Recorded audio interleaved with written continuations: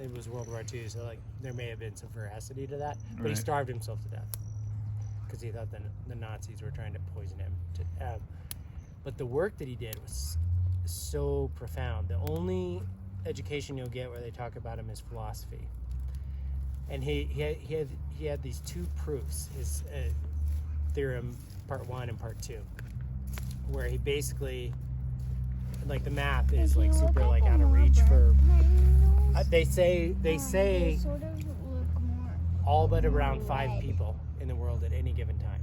Like, I mean, just like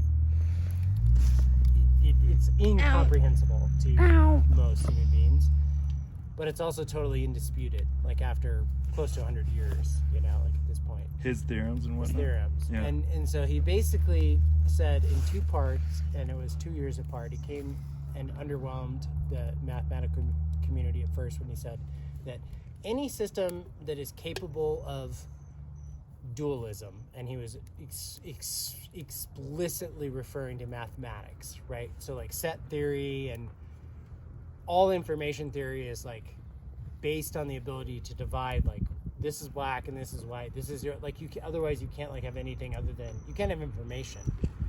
It's just like unity, right? I mean, you can't like start to have any kind of information or understanding unless you start to divide Split it up, things, yeah. and then divide those things and divide those things, right? And everything exists in relation to everything Correct. else. Well, that's the basis of consciousness. Totally. And so he came along and first said, well, any system that's capable of doing that, any system that is, when he means capable, he means like mathematically able to like express that language, that mathematical language, that system has paradoxes in it. So for example, they like describe the proof like with a maze, right? Like, or it's like some paths are black and some are white. Like you visualize like a maze in the newspaper. Some things are gray. They're not true or false, or they're true and false. They're, you know, so like you say something like this sentence is a lie, and that's not a mathematical grammar, but so like anything that can contain information has irreconcilable conflicts in it. It can never be complete. That's the thing. Like there's inherent in information and understanding is the fact that it can't be complete. And so he presented that, and the whole mathematical community was like, super interesting, super interesting work, but that's kind of like intuitive and there's no practical application, right? And then he went away for a couple of years, and then he came back, and he dropped like what is arguably like the biggest bombshell in math ever.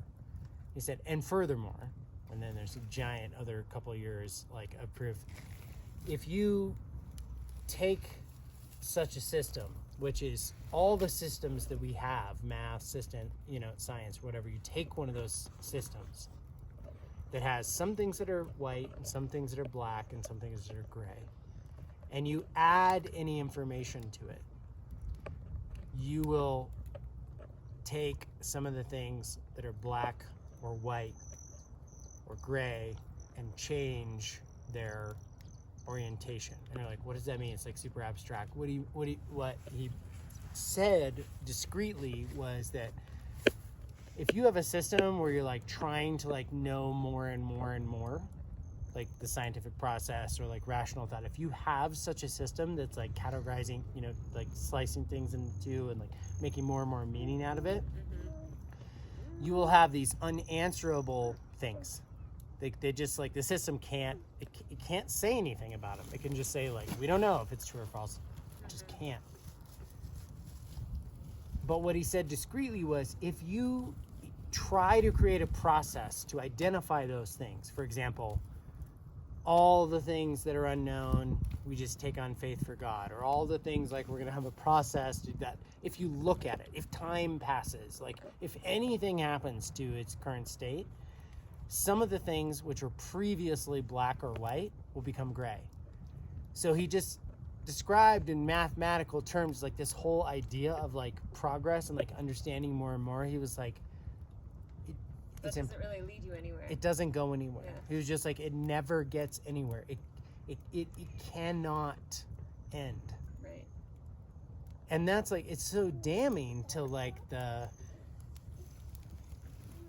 religious, need to achieve and the need to conclude and to the need to practical resolve. mindset of most of the people in the Western world, Right. like we're like doing the research so that we know more, so that we can like do better. And Godel is just like, it doesn't work like that. Right. The math I like says it cannot ever work like Right. that.